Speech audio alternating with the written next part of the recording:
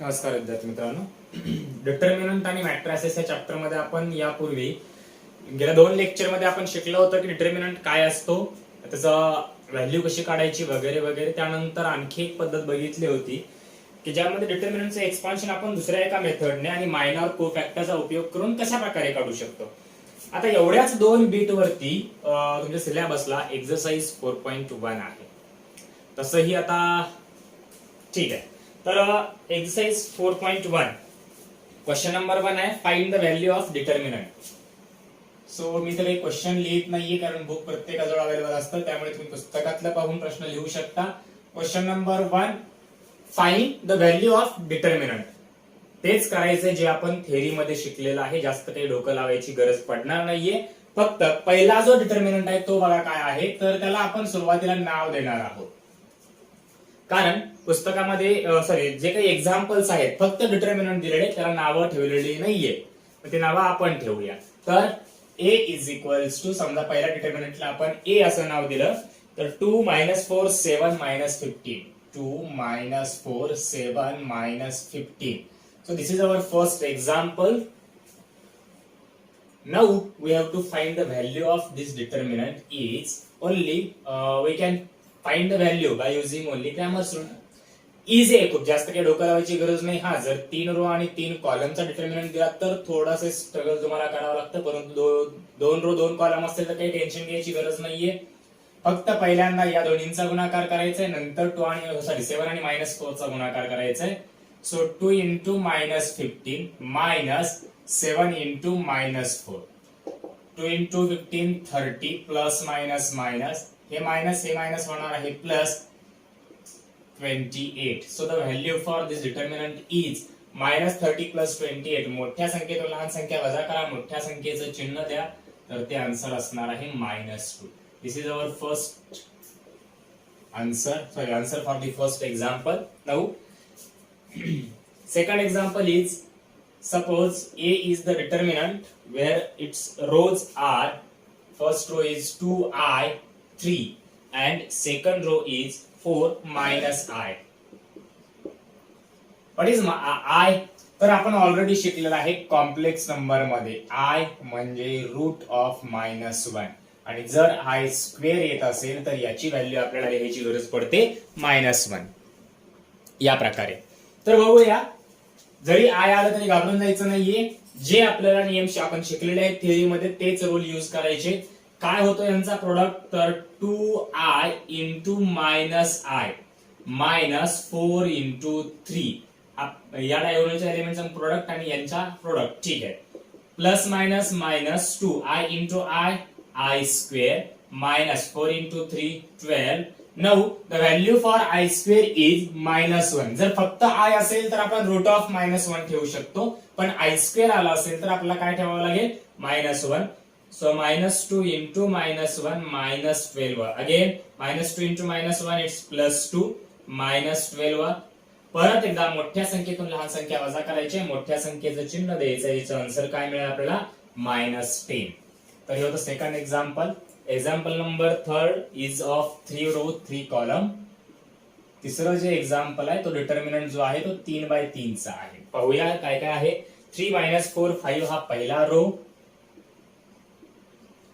पुढे 1 1 -2 हा दुसरा रो, आणि finally 2 3 1 is the third row. Okay, काय कशा प्रकारे सॉल्व्ह करणार आपण, तर पहिला एलिमेंट उचलायचा जो की आपल्याकडे आहे 3, ज्याची पोझिशन 1 1 असणार आहे. फर्स्ट रो फर्स्ट कॉलमचा 3. हे पहिलं एक्झाम्पल आहे, त्यामुळे छोटे छोटे डिटर्मिनंट सुद्धा लिहितोय. याच्यानंतर जर 3/3 चा डिटर्मिनंट आला तर आपण थोडीशी एखादी स्टेप ड्रॉप करून डायरेक्ट मेथड कडे जाऊया, कारण हा कन्सेप्ट किंवा हा चॅप्टर पूर्णपणे खूप खूप इझी आहे. सो 3 ज्या रो मध्ये आहे तो रो आणि ज्या कॉलम मध्ये आहे तो कॉलम आपण एलिमिनेट करणार आहोत. राहिलेल्या टर्म काय काय ते लिहून घेऊया. 1 -2 3 1. इथं मायनस ऑलरेडी आहे -4, शेवटी हे मायनस मायनस प्लस होणार आहे. परत 4 चा रो आणि कॉलम जर ड्रॉप केला तर आपल्याकडे शिल्लक राहतं 1 -2 2 1. ओके, आणि सगळ्यात शेवटी +5 फर्स्ट रो थर्ड कॉलम जर आपण ड्रॉप केला तर शिल्लक राहतं 1 1 2 3. आता फक्त याला सॉल्व्ह करायचं आहे. 3 in bracket 1 into 1 minus 3 into minus 2. First bracket close, minus minus it's plus 4. In another bracket 1 into 1 minus 2 into minus 2 plus 5 as it is in last bracket 1 into 3 minus 2 into 1. फक्त calculations करायचे आहेत. So हे 3 bracket मध्ये 1 into 1 1 minus minus plus 3 into 2 6 plus 4 in bracket 1 into 1 again 1 minus 2 into sorry नहीं correct है. हाँ, minus minus plus 2 into 2 4 plus 5 in bracket 1 into 3 3 minus 2 into 1 2. So calculations 3 into 7 plus 4 into 5 plus 5 into 3 minus 2 1. आधी bracket solve करायचा असतो. 7 3 21 4 5 20 आणि 5 1 5. तर फक्त बेरीज करायचे. एवढा पार्ट तुम्हाला होमवर्क असेल, स्वतः करू शकता. बेरीज काही आपण 10वी 11वीला आलोय म्हणजे बेरीज काही शिकायची गरज पडू नये. तर हे होते पहिले 3 प्रश्न, सॉरी पहिले 3 एक्झाम्पल. या क्वेश्चन मध्ये आणखी एक एक्झाम्पल आहे. थोडस हे व्हिडिओ पॉज करून लिहून घ्यायचे आन्सर्स. लक्षात ठेवा, मॅथमॅटिक्स असा विषय आहे ज्याच्यामध्ये आपल्याला प्रॅक्टिस करणं खूप खूप गरजेचं आहे. आणि प्रॅक्टिस करण्यासाठी प्रत्येक प्रश्नाचं उत्तर आपल्याकडे असलं पाहिजे. अभ्यास म्हणजे नवीन शिकणं नसतं, तर अभ्यास म्हणजे जे आपल्याला येतं त्याचा परत परत सराव करणं असतं. एवढे एक वाक्य लक्षात ठेवायचं आणि परत परत त्या गोष्टींची प्रॅक्टिस करायची जे ऑलरेडी आपल्याला माहिती आहे किंवा येतं. अभ्यास नवीन शिकायला काय म्हणतो आपण, त्याला शिक्षण म्हणतो. आपण सध्या फक्त शिक्षण घेतोय आणि जे आपल्याला येतं, शिकलेलं आहे ऑलरेडी, त्याचा सराव करणं म्हणजे अभ्यास झाला. त्यामुळे प्रॅक्टिस ही मॅथ साठी खूप खूप गरजेची पडते. Example number 4. There is a determinant of 3 row and 3 column A H G H B F G F C. ज्यावेळेस तुम्ही 12चा पेअर्स ऑफ स्ट्रेट लाईन असा काहीतरी चॅप्टर आहे मॅथमॅटिक्सला, तो चॅप्टर शिकत असताना ह्या डिटर्मिनंटचं खूप काही महत्व आहे, त्यावेळेस सांगेन परत. पण सध्या आपल्याला फक्त व्हॅल्यू फाइंड करायचे, त्यामुळे आपण ए ऍज इट इज ठेवणार. ए चा रो आणि कॉलम ड्रॉप केला, फक्त एवढेच एलिमेंट शिल्लक राहिले. इथं मागाशी सांगितल्याप्रमाणे आपण याचा डिटर्मिनंट लिहिणार नाहीये, डायरेक्ट सॉल्व्ह करणार आहे. तर पहिला रो पहिला कॉलम ड्रॉप बी एफ आणि एफ सी एवढंच उरलेलं आहे. सो इथं येतं B into C minus F into F. पहिला ब्रॅकेट क्लोज. सेकंड टर्म कधीही अपोजिट साइन घ्यायचं आहे, त्यामुळे मायनस एच. आता एच असलेला रो आणि एच असलेला कॉलम ड्रॉप करायचा. एच एफ जी सी एवढ्या 4 व्हॅल्यू आपल्याजवळ उरत आहेत. तर इथं येतं H into C minus G into F plus G in bracket first row third column जर आपण ड्रॉप केला तर आता राहतं H B G F. So इथं येणार आहे H into F minus G into B. हे एवढंच आन्सर आहे. इथं काही आपल्याला जास्त व्हॅल्यू फाइंड करायची गरज नाही, कुठलीच व्हॅल्यू आपल्याला माहिती नाहीये कॉन्स्टंट काय आहेत ते. तर इथं आपला पहिला क्वेश्चन संपतो. यानंतर आपण क्वेश्चन नंबर 2 कडे जाणार आहोत.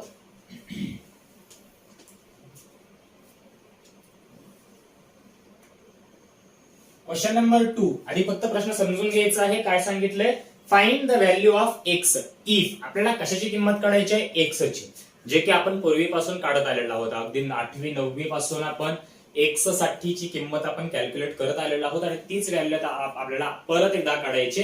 पण आपण आतापर्यंत ज्या काही एक्सच्या किमती काढल्या त्यावेळेस एकतर एक सामायिक समीकरणे किंवा वर्ग समीकरणे अशा प्रकारची समीकरणं दिलेली असायची. आता ते नाहीये, आता डिटर्मिनंट दिलेला आहे. पहा काय सांगितलंय. तर एक्झाम्पल नंबर 1 ज्यामध्ये 2/2 चा एक डिटर्मिनंट आहे, ज्याची व्हॅल्यू त्यांनी 0 सांगितलेली आहे. सो त्याचे फर्स्ट रो आहे x square minus X plus 1. हा पहिला एलिमेंट आहे रो मधला, पूर्ण रो नाहीये. आणि दुसरा एलिमेंट आहे एक्स प्लस 1. या लहान लहान गोष्टी लक्षात ठेवायच्या आहेत. पुढे इथं पण एक्स प्लस 1 आणि इथं सुद्धा एक्स प्लस 1. हा जो डिटर्मिनंट आहे याची व्हॅल्यू त्यांनी सांगितलेली आहे 0.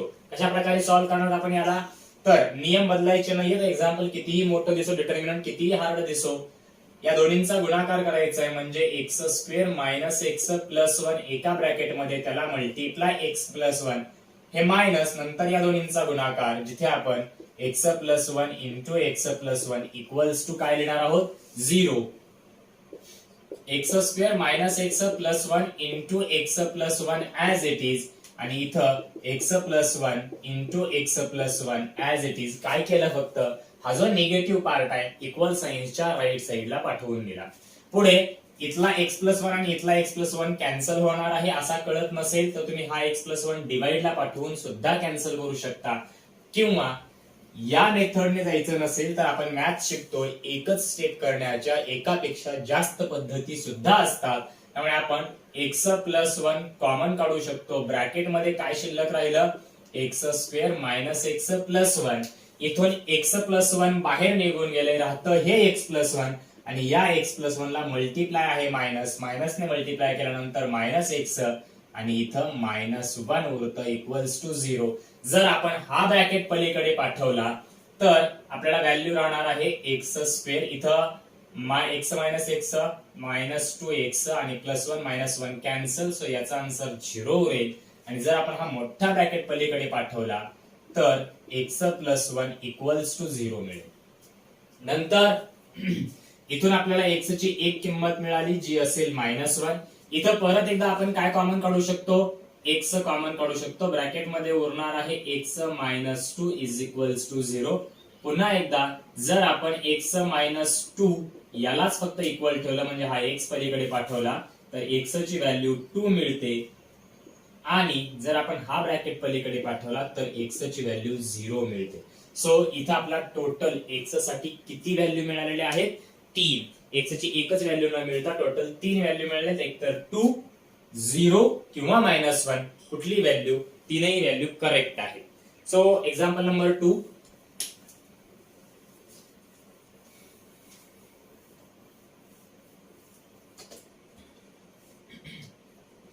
इथं मात्र 3/3 चा सॉरी काय नाव द्यायची गरज नाहीये 3 रो 3 कॉलम असलेला डिटर्मिनंट आपल्याकडे आहे.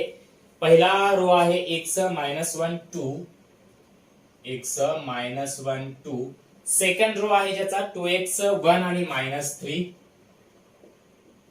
आणि थर्ड रो आहे 3 मायनस 4 5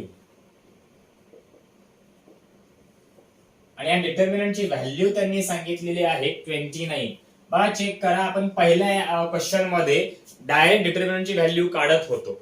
इथं त्यांनी व्हॅल्यू दिलेली आहे परंतु या डिटर्मिनंट मध्ये काहीतरी अननोन आहे त्यामुळे आपण हा डिटर्मिनंट इकडे सोडवणार. ऑलरेडी त्याची किंमत 29 आहे त्यावरून आपण त्या अननोन व्हॅल्यू सॉरी अननोन कॉन्स्टंटची व्हॅल्यू काढणार आहोत. ठीक आहे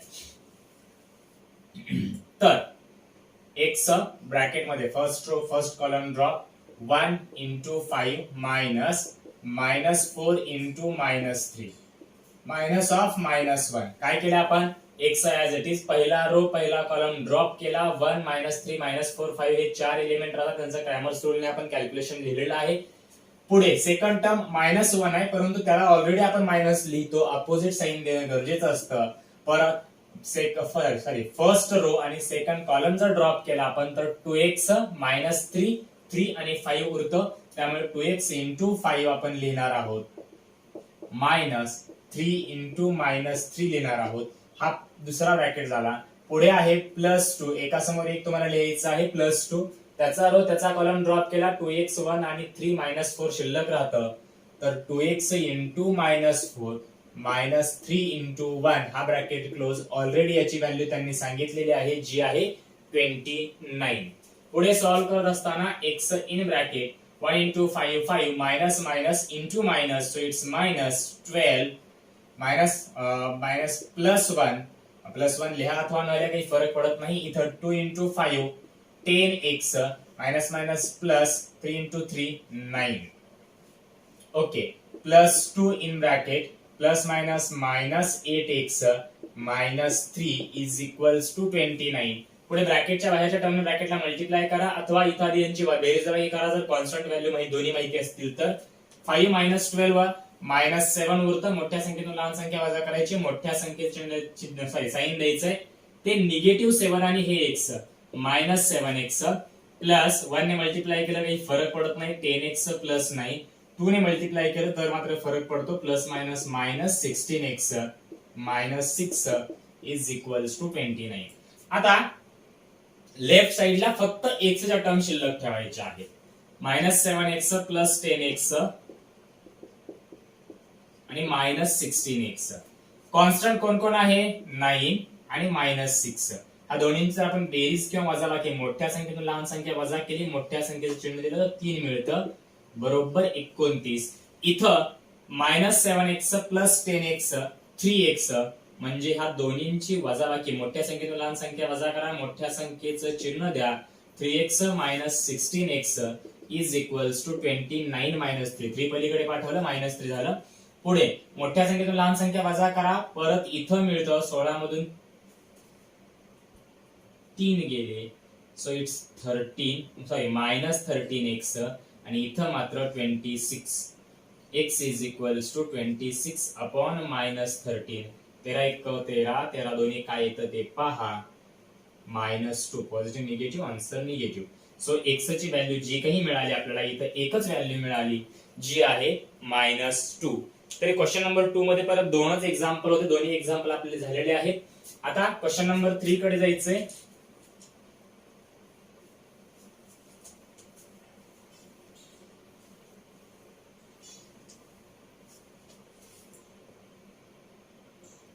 इथं तुम्हाला x आणि y दोन्हींच्या किमती काढायचे, परंतु त्यापूर्वी कॉम्प्लेक्स नंबरचं थोडंसं नॉलेज असणं गरजेचं आहे. जो चॅप्टर ऑलरेडी आपण शिकून झालेला आहे कॉम्प्लेक्स नंबर, त्याचं थोडंसं नॉलेज असणं खूप गरजेचं आहे. पहा, find x and y if, म्हणजे आपण त्याला गिव्हन असं लिहिणार आहोत. हा आहे आपला क्वेश्चन नंबर 3.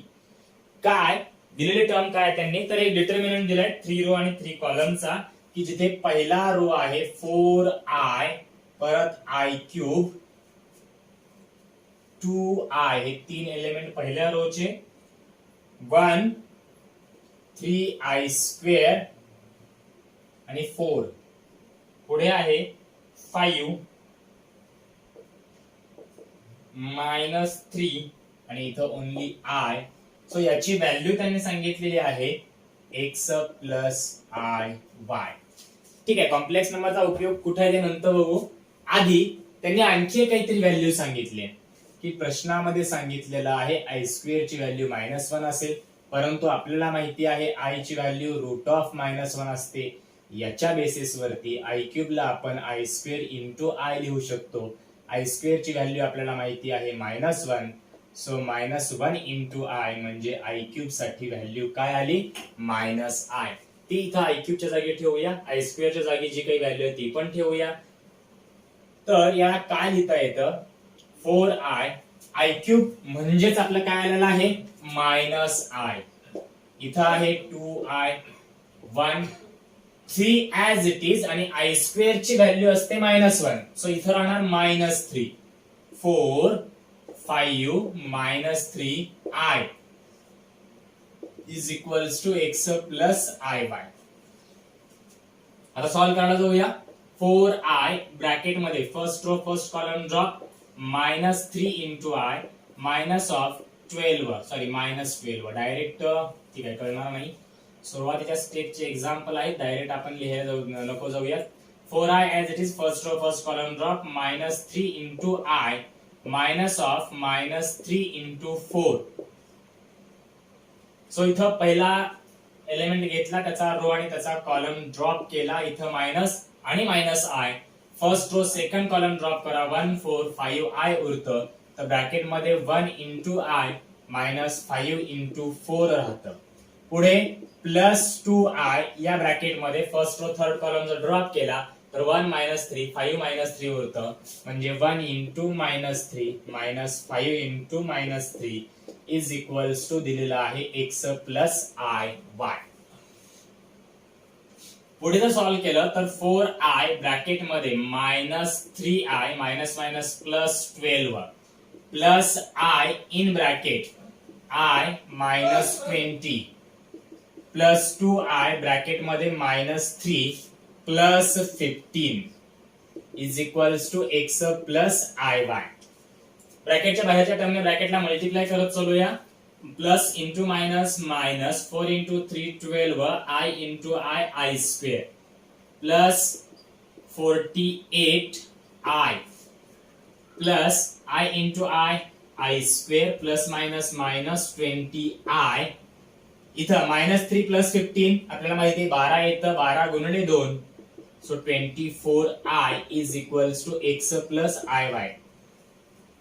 आता या टाइपच्या एक्झाम्पल मध्ये समजा आपला कॉम्प्लेक्स नंबर माहितीच नाहीये, मग काय डोकं लावायचं, तर राईट साइडला चेक करायचं आय मल्टिप्लाय आहे अशी एकच टर्म आहे आणि आय मल्टिप्लाय नाही अशी सुद्धा एकच टर्म आहे.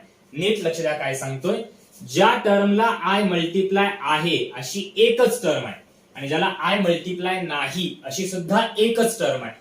इकडेही तेच दिवे लावायचे, परंतु त्यासाठी फक्त आय पाहिजे किंवा कॉन्स्टंट असला पाहिजे. मग आय स्क्वेअर ची गरज आहे का, नाही. तर ही आय स्क्वेअर ची व्हॅल्यू आपल्याला माहिती आहे, किती आहे -1. ती व्हॅल्यू इथं ठेवा. -12 इंटू आय स्क्वेअर ची value -1 plus 48 I plus of -1 -20 आणि इथं दोन्हींची वजाबाकी केली तरी चालतं की मोठ्या संख्येतून लहान संख्या वजा केली तर 4i मिळतं is equals to x plus i y. इथं मायनस मायनस प्लस 12 प्लस या दोन्हींसाठी काय मिळणार आहे 48 अधिक 4 52i minus 1 is equals to x plus i y. पुढे 12 वजा 1 11 अधिक 52i बरोबर एक्स अधिक आय वाय. इथं आपण या दोन्हींची बेरीज करू शकत नाही. 52 अधिक 11 63 होणार नाही, कारण 52 ला मल्टिप्लाय कोण आहे आय. आता जस्ट चेक करायचंय, इकडे आय नसलेली टर्म एकच आहे, इकडे सुद्धा एकच आहे, दोन्हींच्या मध्ये इक्वल आहे, म्हणजे इथला कॉन्स्टंट आणि इथला कॉन्स्टंट कसे असणार आहे इक्वल. सो आता ह्याची काही गरज नाहीये. जर व्हिडिओ पॉज करा, आधी हा कॉर्नर लिहून घ्या, कारण आपला पुढे आपण या ठिकाणी सॉल्व्ह करतोय.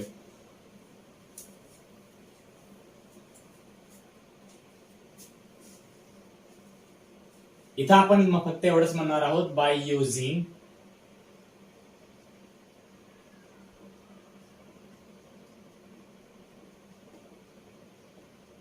Equality of complex number. आणखी ज्या टर्मला आय मल्टिप्लाय नाही त्याला रिअल नंबर असं म्हणतात, ज्यांच्याकडे आय मल्टिप्लाय आहे त्यांना इमॅजिनरी पार्ट असे म्हणतात.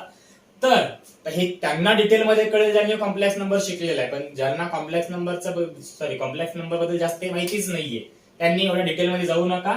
डायरेक्ट इकडला कॉन्स्टंट कोण कोण आहेत, तर एका साइडला एक्स आहे, एका साइडला 11 आहे, म्हणजे ऑलरेडी आपल्याला डायरेक्ट कशाची किंमत मिळाली एक्स ची. दुसरं आय इक्वल घ्यायचं नसतं, आय ला मल्टिप्लाय असलेल्या टर्म इकडे वाय आहे, इकडे 52 आहे, म्हणजेच वाय ची व्हॅल्यू डायरेक्टली काय मिळाली आपल्याला 52. So finished. हा कॉम्प्लेक्स नंबर ज्या डिटेल मध्ये माहिती असेल तर हे इथून पुढचं मी सांगायची गरज पण पडणार नाहीये. पुढे क्वेश्चन नंबर 4 काय सांगितलेलं आहे, फाइंड द मायनॉर अँड को factor of element of determinant. त्यांनी एकच डिटर्मिनंट दिला, याच्यामध्ये एकच एक्झाम्पल आहे की ज्याच्यामध्ये आपल्याला मायनॉर आणि को फॅक्टर कॅल्क्युलेट करायचे आहे. ठीक आहे.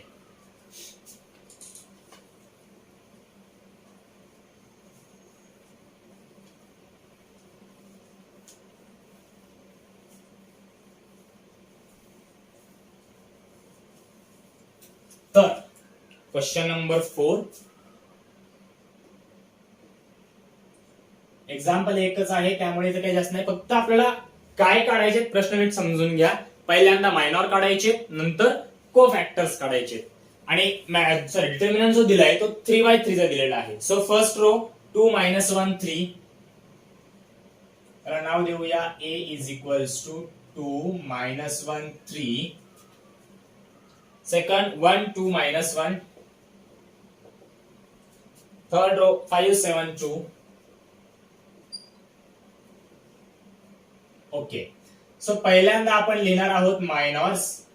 आता यापूर्वी आपण जो थेरी मध्ये शिकलो होतं, जे काही मायनॉर्स मिळतील ते एका कोपऱ्यामध्ये आपण लिहित चालणार आहोत. मायनॉर्स आपण दाखवतो m ने. बरं, आता इकडे कॅल्क्युलेशन करूया. सो m11 1 1 आहे म्हणजे पहिला रो पहिला कॉलम ड्रॉप. शिल्लक काय राहतं तर 2 minus 1 7 2. So 2 into 2 4 minus of 7 into minus 1 directly तो minus minus plus 7 plus 4 it's 11. So M11 ची व्हॅल्यू आपल्याला मिळाली 11. पुढे M12. आता मी परत डायरेक्ट करतोय, डिटर्मिनंट प्रत्येक वेळी लिहिणार नाहीये, direct calculation. First row second column drop करा. 1 मायनस 1 5 आणि 2 शिल्लक राहतं. So 1 into 2 minus 5 into minus 1 again 1 into 2 2 minus minus plus 2 plus 5 it's 7. So next value for M12 is our 7. M13 next drop first row and third column. इथं नीट पाहायचंय, पहिला row तिसरा column सोडून द्यायचा. First row नीट लक्ष द्या, column म्हणजे उभी मांडणी, रो म्हणजे आडवी मांडणी. इथं कन्फ्युजन नकोय. पहिला रो तिसरा कॉलम सोडून दिला, काय शिल्लक राहतं पहा 1 2 5 7. सो इथं 1 into 7 minus 5 into 2. Now 1 into 7 7, 5 into 2 10, 7 minus 10 it's minus 3.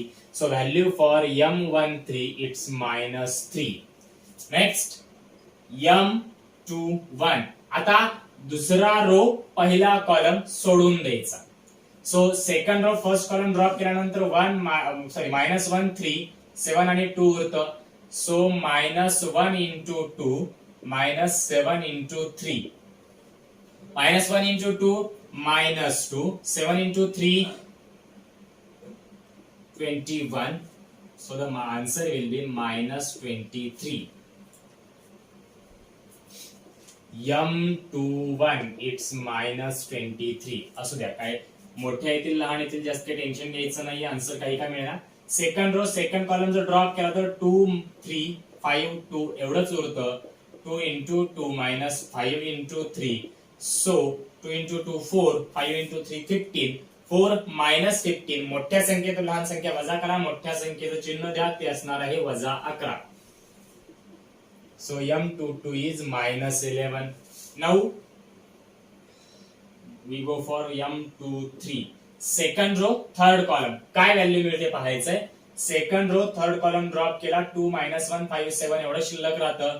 So 2 into 7 minus 5 into minus 1. 7 दोन्ही 14 आणि वजा वजा अधिक 5, 14 आणि 5 19. Next one M31. आता third row first column drop करायचं, शिल्लक राहतं minus 1 3 2 minus 1. So minus 1 into minus 1 minus 2 into 3. हे मायनस मायनस प्लस 1 मिळेल.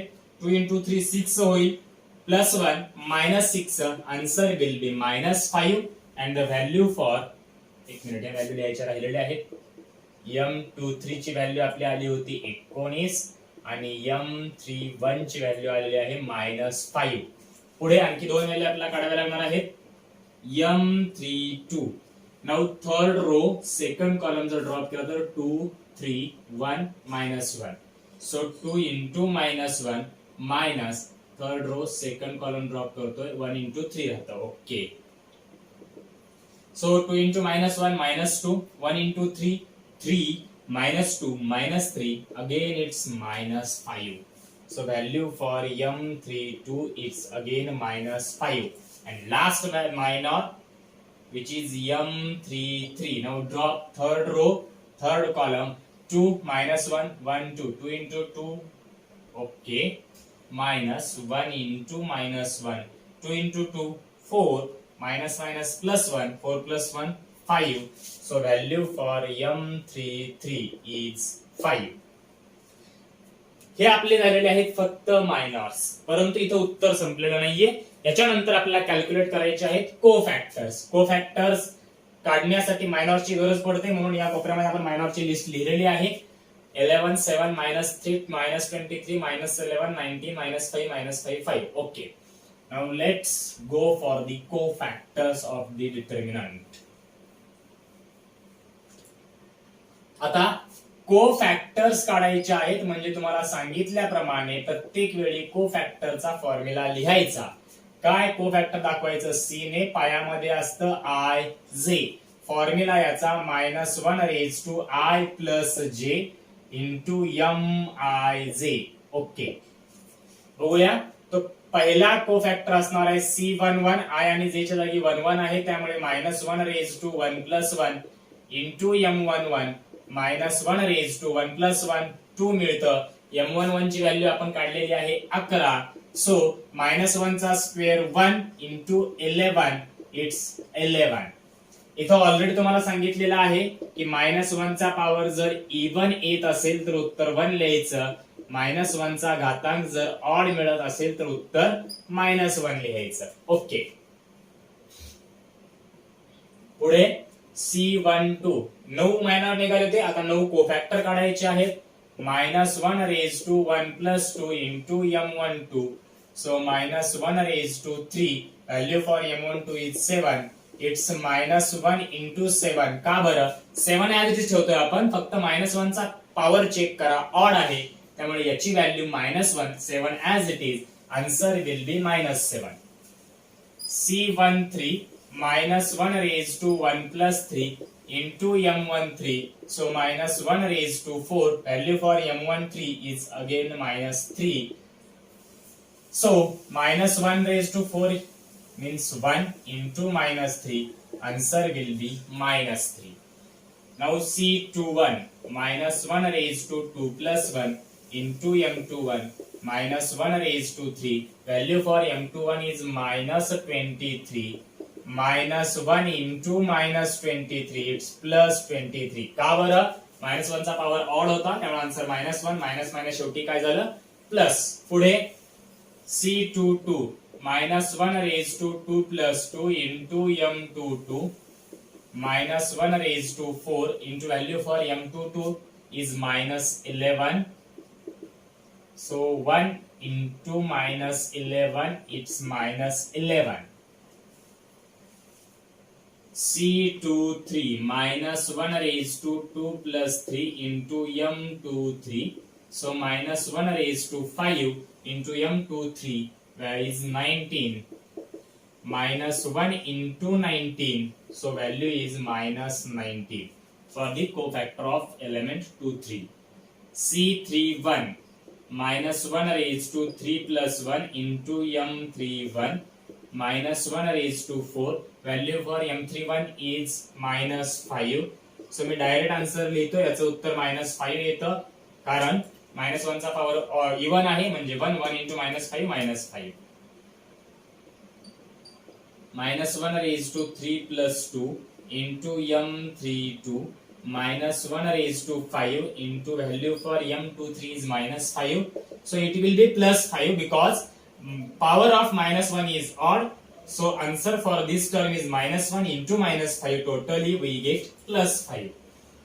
Last cofactor C33 -1 raised to 3 plus 3 into M33 -1 raised to 6 into value for M33 is 5.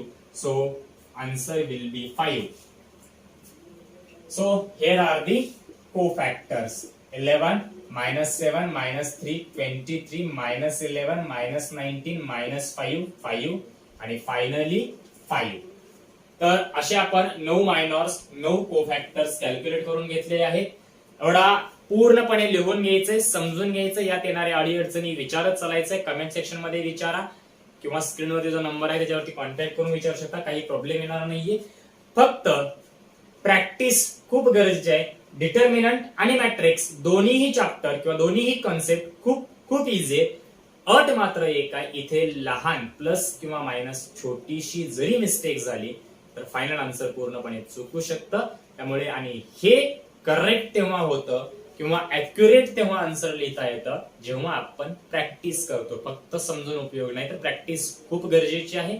So next राहिलेले जे काही questions आहेत आपण या एक्सरसाइज मधले, आय थिंक फक्त 2 का 3 क्वेश्चन काही राहिलेले, ते आपण नेक्स्ट लेक्चर मध्ये कव्हर करून लगेच पुढच्या बीट कडे जाऊया. धन्यवाद.